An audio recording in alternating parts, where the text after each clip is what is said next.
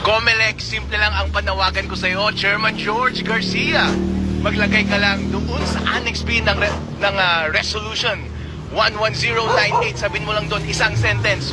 Huwag i-connect sa internet ang automated counting machines bago at habang nagpiprint ng election returns.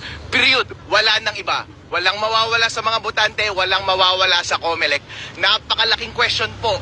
Bakit ayaw ninyong gawing ito? Walang ibang paliwanag, alam nyo na ang sagot.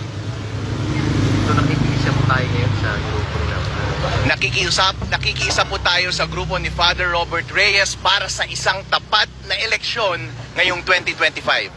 Sir, pa-explain lang. Yung sabi na kumbaga wag i-connect doon sa may internet yung habang tama po, inaano yung process. Bakit po, attorney? Kasi kailangan nating i-assume na ang mga automated counting machines ay corrupted on the election day. Hindi natin sinasabi na corrupted or hindi.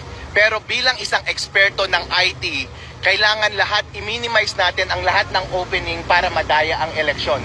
Wala namang mawawala sa atin kung disconnected sa internet yung voting machines on election day, hindi ba?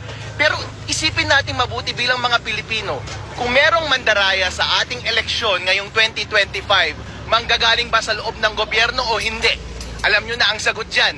At kung galing sa loob ng gobyerno ang mandaraya, meron ba silang power na baguhin ang source code ng counting machines on the election day or even before that? Meron, kahit sabihin natin na dumaan ito sa independent audit.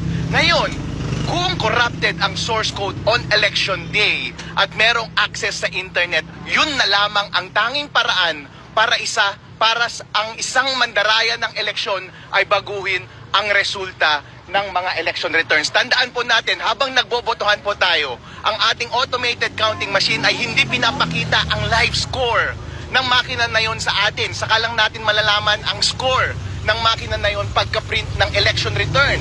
Kaya